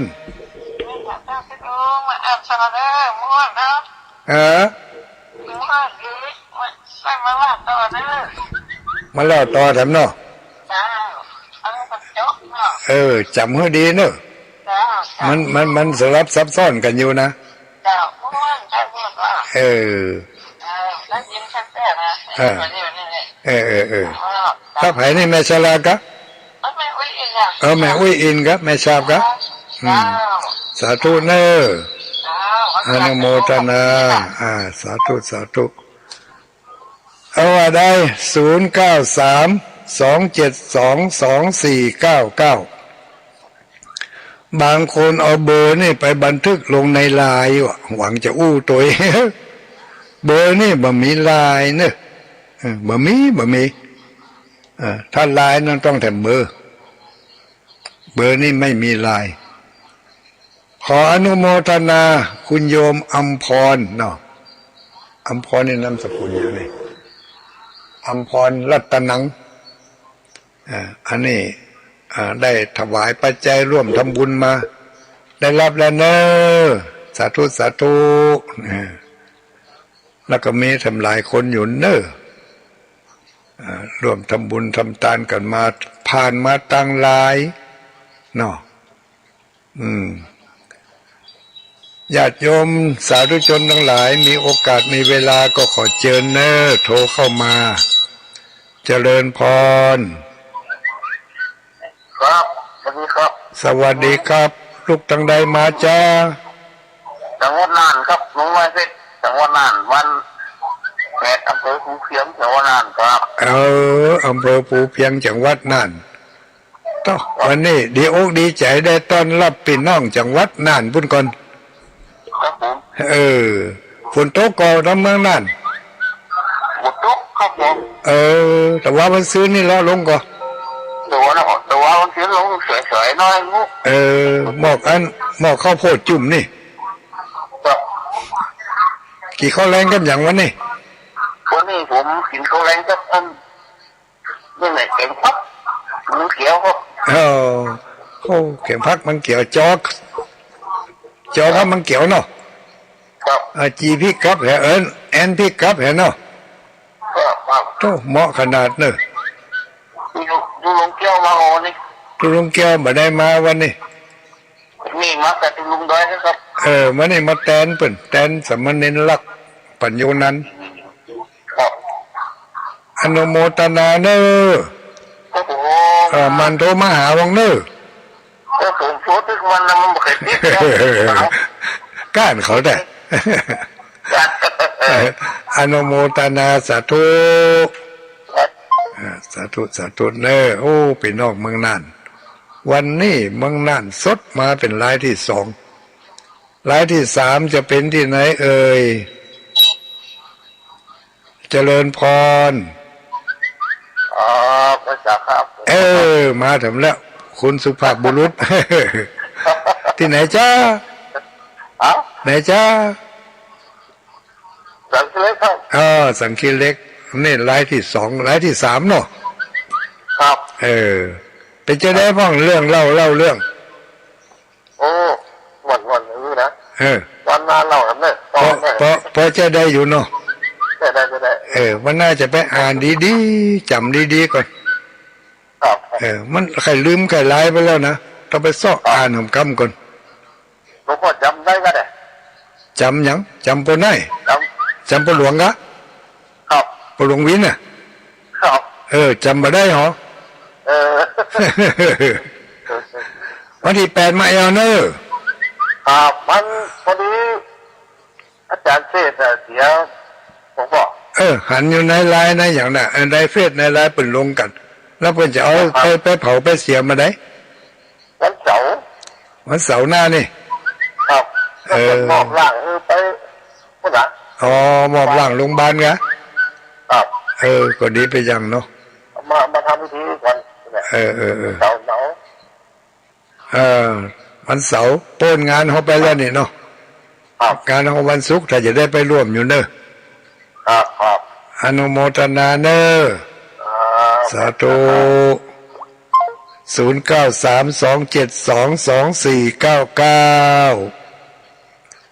0932722499เจริญพ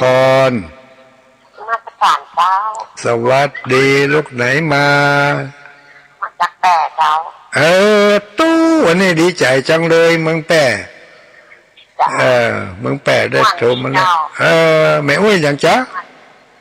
แม่อุ้ยวันดีเจ้าแม่อุ้ยวันดีโอ้ดีโอ้ดีใจบ้านมหาโพธิ์เมืองแพร่ครับบ้านมหาโพธิ์เมืองแป่ฟังสถานีได้ฟังสถานีที่ว่าไอ้ตรงห้องเลยเจ้าตรงห้องกะเจ้าอ๋อไก่จากสถานีก็บ้านแม่อุ้ยไก่เจ้าสัก10สัก20กิโลนี่หาจะได้อยู่เจ้าฟังด้วยกันฟังด้วยไผ่หั่นมาเดียวนี่ฟังคนเดียวเจ้าฟังคนเดียวนอนฟังดีละนอนฟังไปรับเนอะเจ้าฟังถึงวันเนาะเจ้าฟังถึงวันเดี๋ยวแจ้งหมดเลยได้กำไรดีเนาะเจ้าพอจะเข้าใจอยู่เนาะที่เรามานี่เนาะเจ้าเข้าใจเจ้าสาธุเนอะเจ้า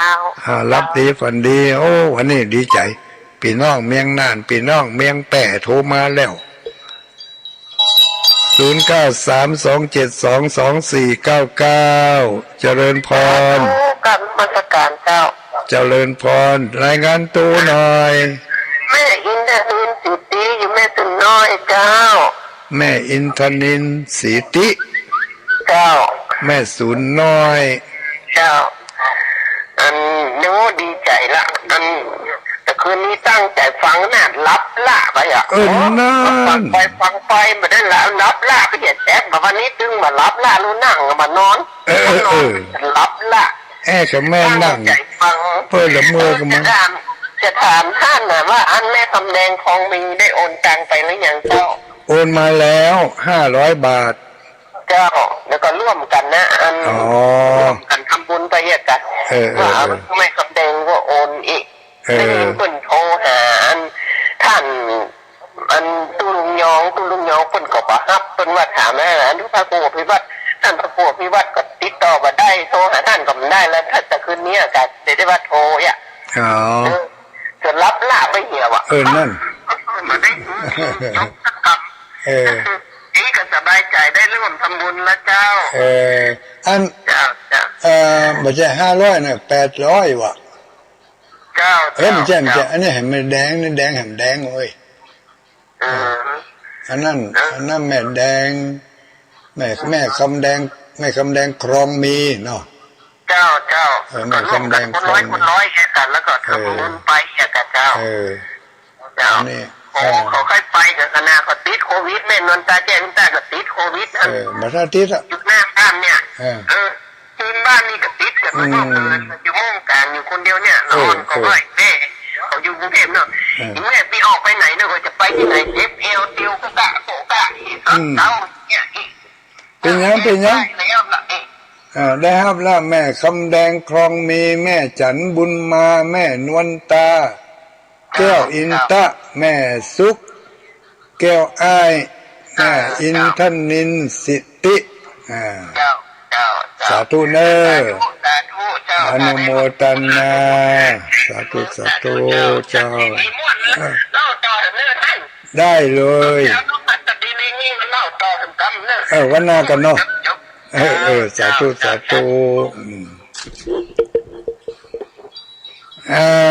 ต่อไปรายงานตัวเจริญพร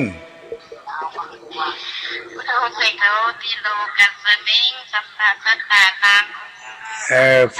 ฟนพันธุ์แท้แฟนพันธุ์แท้ชื่ออะไรจ๊ะโทรตั้งแต่เกี้ยที่เบอร์แม่นี้โทรติดแล้วนะเจ้าเบอร์โทรไม่คำแดงโทรติดมาติดแล้วเนอะแม่คำแดงเหรอเจ้าอนุโมทได้ยินอยู่ก็ได้ยินจ้ะเล่าขวัญแม่คำแดงอีเล่าขวัญแม่คำแดงว่าเอาเบอร์เล่นไลน์เบอร์ผิดนั่นกะอนุโมทนาเนอสาธุขอบคุณหลายๆเนอสาธุรับแล้วอุตุ 09327224998075เข้ามาเลยเจริญพรเจ้าเจ้าตุลุงไหว้สาอันนี้เสียงตั้งอันเมืองปานนี่เนาะแม่น้ำปูแม่น้ำปูแจโฮมแม่น้ำปูแจโฮมเป็นจะได้พ้องอันนกฮัสดีลิงจังกำวันนี้ทั้งปุ่นมีก็มันชอบเจ้าคนเจ็บขันนี้นะหันอยู่เคยหันอยู่เนาะเจ้านั่นกะโอ้จ้างปีเหรอหัวเป็นจ้างมีปีกแหพับหูพับตาได้เห็นเนาะเจ้าฉันเดี๋ยวได้ยินดับซ้ำนะปีเจ้านะขอบคุณไปนะก็ดีเป็นการทบทวนกันเนาะอนุโมทนาเนอสาธุ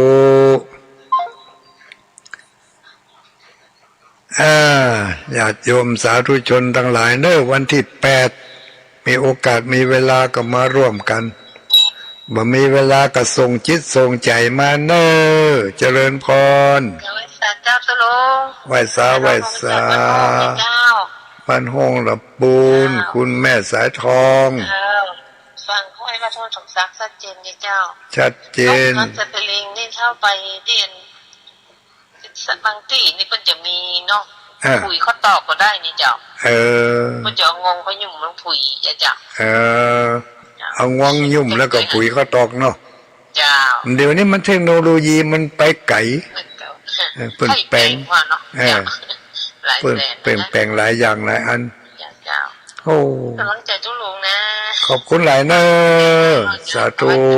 สาธุรับดีฝันดี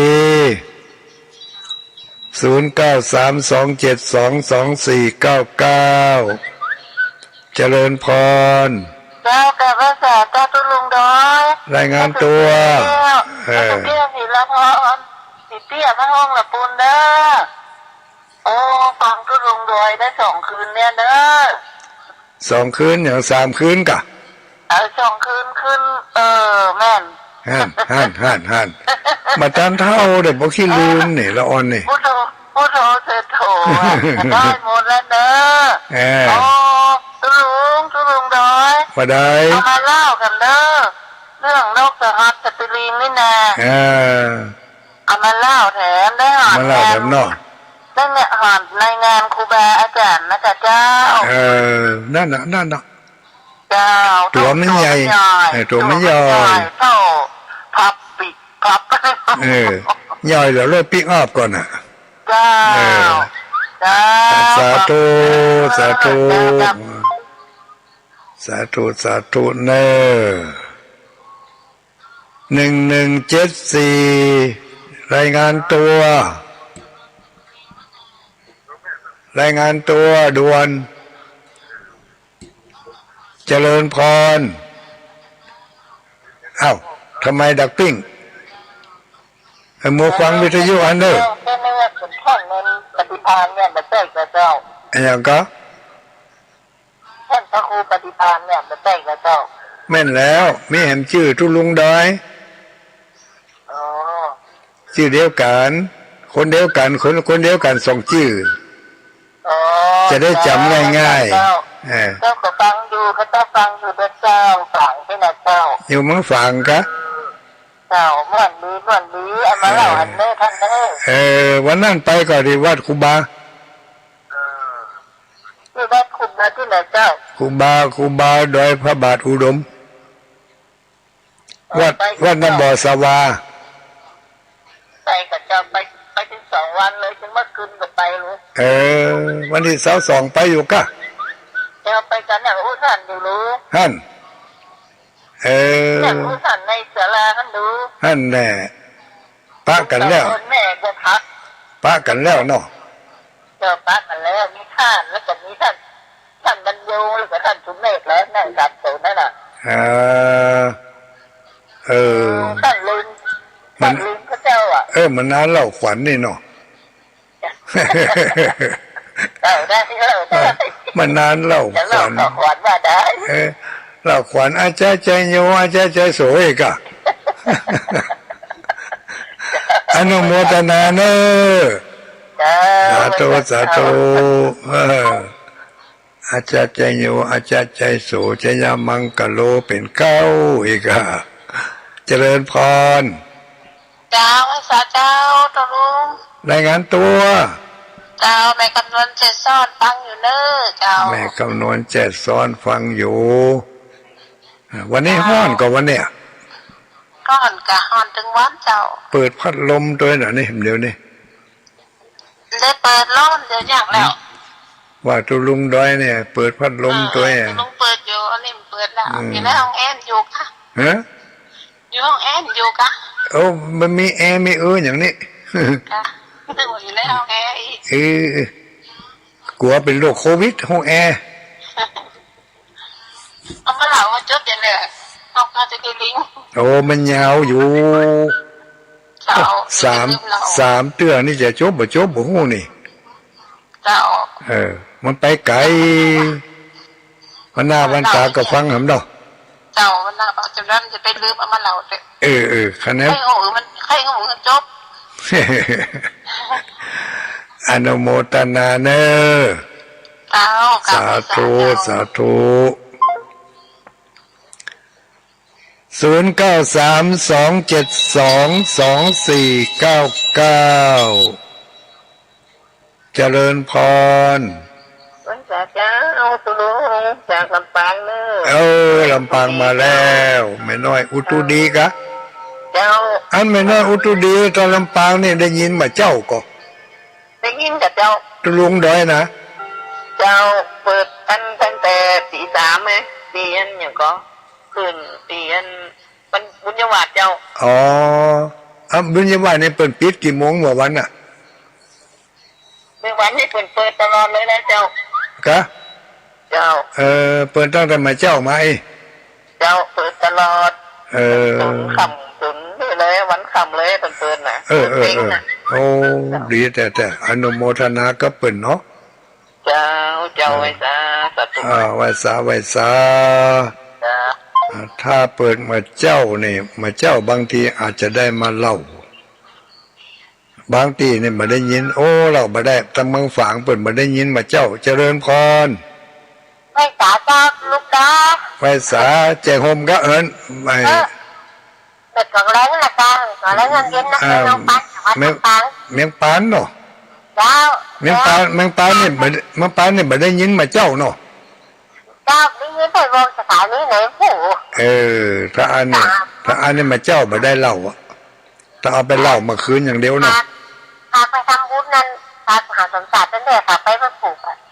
จะมาวันผูกดิแล้วพาไปเงินลุงแก้ว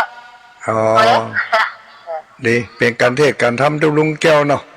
เจ้าคือลุงนั่นไปทำบุญโดยลุงนั่นอนุโมทนาสาธุเนอแล้วสาธุได้มันถ้ามาเถอะสถานการณ์มาปลอดภัยสถานการณ์มาเงียบเถอะฟันบรรณาบรรตาก่อนมาสพก็ได้ไปมาเดี๋ยวนี้นั่นน่ะไปมาแต่เดี๋ยวนี้มาสมศักดิ์ไม่เข้ากับเลยจะได้ไปแล้วสาธุเนอสาธุเจ้าสาธุ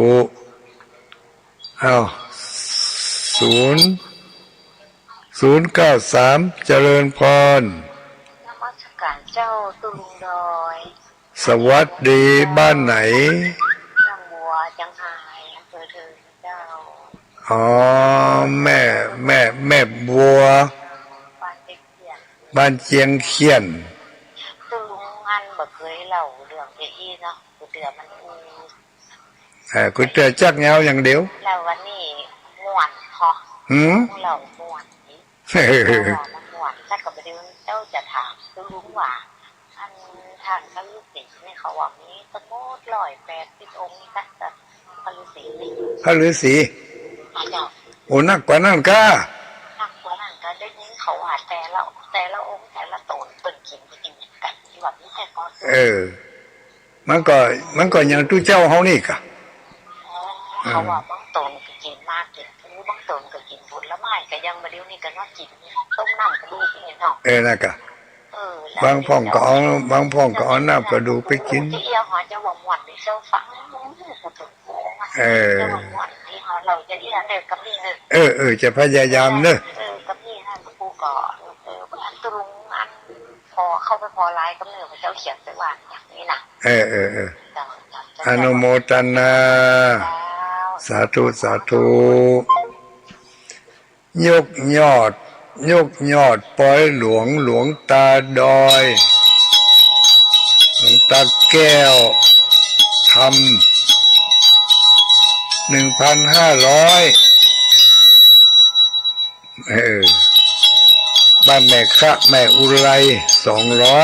200แม่บัวจันทร์นิยมยิ่งยอดตาลไปหลวง1,800แล้วเนอเจริญพรเจ้าลูกไหนมาเจ้าบ้านเรือนปัสสางลำพูนเจ้าปัสสางลำปูนฟังทุลุงดอยบ่อยๆก็ฟังบ่อยๆเลยเจ้ามันเหมือนกระโดดหัวทุลุงกันมันเหมือนนานๆโทรมา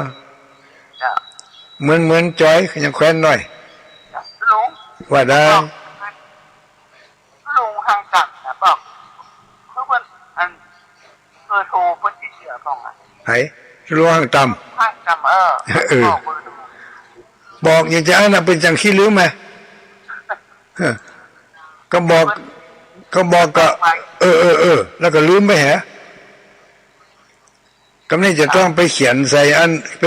หน้าจอฮั่นเนาะ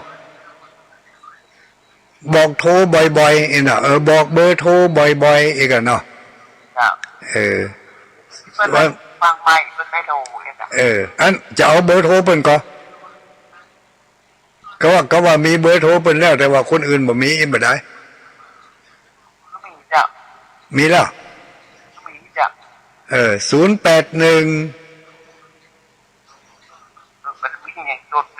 โทอันจ้าบัตรนะ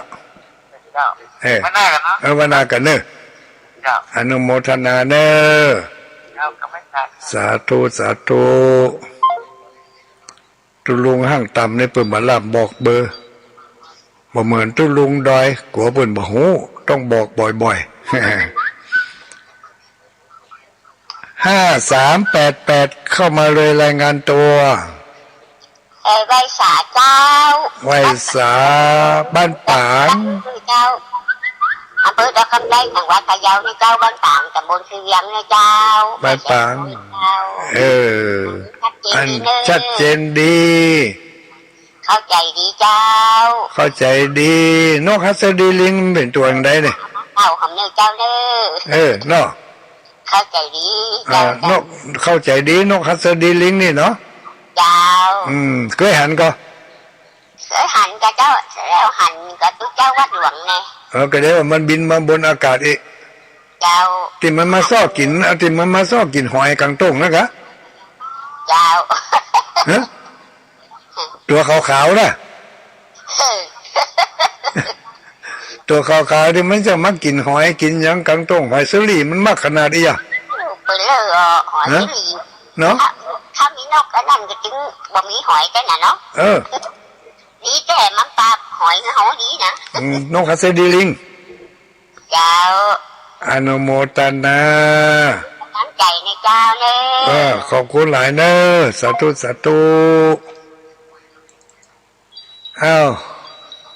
สวัสดีวันอาทิตย์เช่นกันฟังตุลุงน้อยอยู่ชอบฟังตุลุงมากๆคืนนี้ฟังก่อนนี่ที่ชอบฟังมากๆนี่ว่าจะได้คืนนี้ฟังไหมคืนนี้ฟังไหมเจริญพรไหว้สาตุลุงเจ้าไหว้สาลูกไหนมาตลาดเจ้าอันนี้ลูกแจซ่อนเจ้าอันนี้ลูกแจซ่อนบ้านไกลหลายดอยบางคนลูกมันบ่ ยนะตัวลุงแต่บะหังกำเตือกะบะหังกำเตือกเด้อโอ้อย่ามาตกข่าวอันกะทิมันจะมากินหอยตรงมากลางต้งเนาะโอ้บะหังกำเตือกเด้อเจ้าไปพอจะเตือกตรงอ่ะตัวขาวๆอ่ะตัวขาวๆหมอกไก่อูเนี่ยจะหมอกไก่จงนี่เด้อมันน่าเล่าทำเลยถ้ามีโอกาสมีเวลาจะพยายามเล่าให้มันจนจบเนาะอนุโมทนาเนอจะได้เบอร์ตุลุงแก้วเลยเนาะเบอร์ตุลุงแก้วธรรมดานี่แก้วบ่ได้จดไว้สักคำอ่ะถ้านี่จะให้เพิ่นบอกให้เด้อเจ้าอนุโมทนาสาธุ0932722499เจริญพรเจ้ากะไม่สาครูบาสังฆะมาละอยู่ท่ารอคอยได้ฟังธรรมะถึงพระหนถอยฟังหลวงพ่อลุงดอยม่วนใจเนาะเจ้าคนฟังจังหลายใจการบาดเจ้าขอพระคุณจัดนักเน้อหลวงพ่อเน้อแต่เป็นกำลังใจหลวงพ่อเด้ออนุโมทนาเนอสาธุสาธุเจ้าสาธุเจ้าสาธุขอบคุณหลายๆเนอเจ้าสาธุแม่สายพินตรงซ่านสายพินมาแล้วตรงซ่าน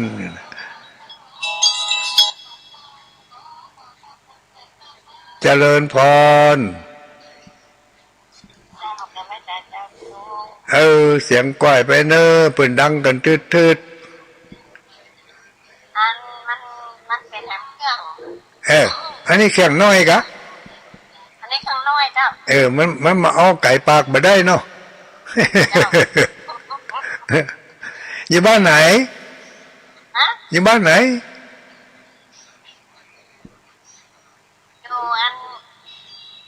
อันนี้ท่านตุลุงดอยกำลังทำมหาสมศักดิ์ไผ่อ่ะเสียงท่านมหาสมศักดิ์เสียงท่านมหาสมชาติถ้ามหาสมชาติได้เปิ่นออกวันพูดกะหาอันนี้วันอังคารวันนี้มาแตนอันตุลุงเนี่ยท่านพระพระปีมาแตนพระปีลัก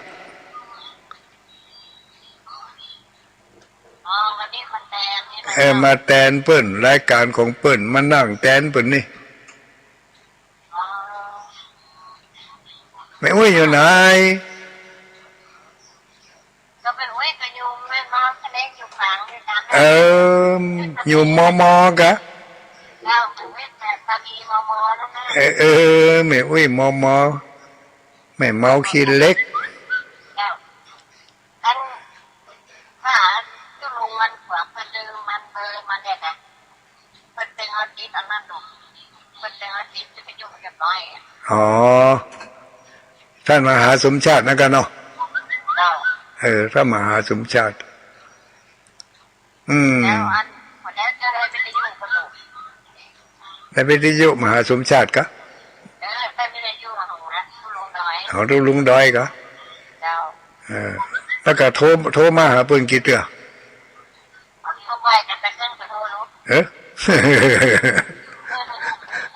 ก็เดี๋ยวว่าลืมเหกะอีมันลืมติ๊กเนาะคือมันลืมติ๊กไอ้กะ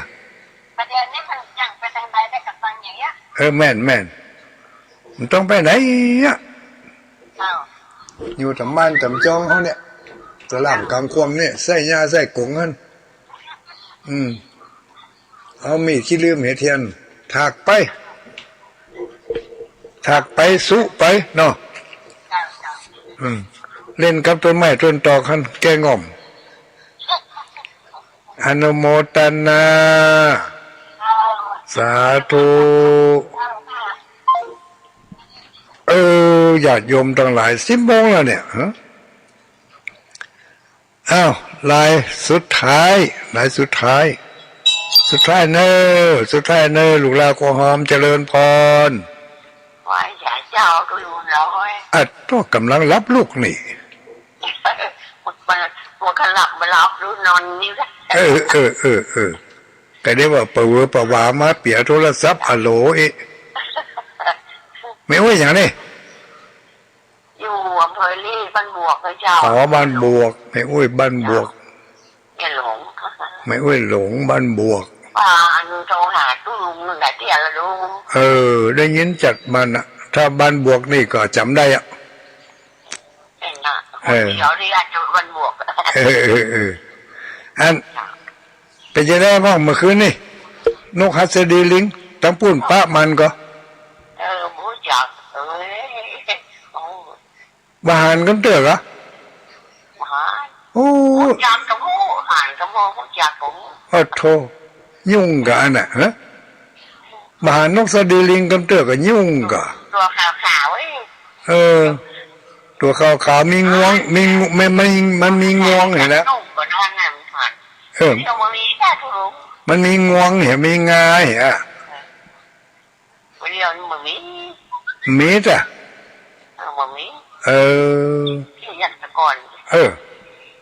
วันนั้นยังไปหันอยู่มันชอบไปเอวงานศพตุเจ้านะนกตัวนี้นะอนุโมทนาเน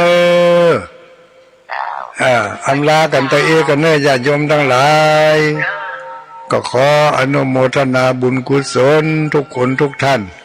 ขอขอบคุณเจ้าของสถานีทุกที่ทุกแห่งเนโดยเฉพาะอย่างยิ่งในเวียงป่าเป้านี่ก็มีสถานีดอยหมอกเรดิโอทีมงานของคุณโยมดารุณีแล้วก็สถานีคลื่นวิทยุสีขาวเพื่อชาวประชาค่ำคืนนี้ได้มาทำหน้าที่แทนอาจารย์รักปัญโยนั้นผิดพลาดประการใดก็ขอสุมาอภัยกับญาติโยมทั้งหลายเนวันพุธวันเฮมีโอกาสมีเวลาจะนำเรื่องราวต่างๆที่ค้างไว้มาบอกมากล่าวกันต่อไปจะไปลืมเมื่อวันที่8มีโอกาสมีเวลาขอเชิญมาร่วมทำบุญวันที่12จะไปลืมไปที่วัดสันกูทองจัตตาโรธรรมาวัฏันติอายุวันโนสุขังปะลังทัพพยังอิมันไทยเยสัพพทุ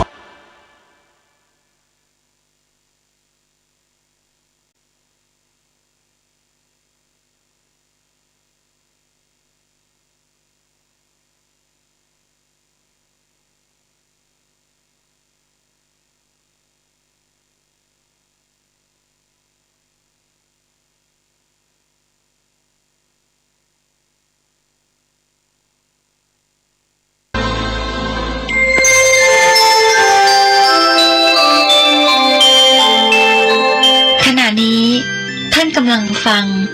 สถานีวิทยุกระจายเสียง FM 104.5 เมกะเฮิรตซ์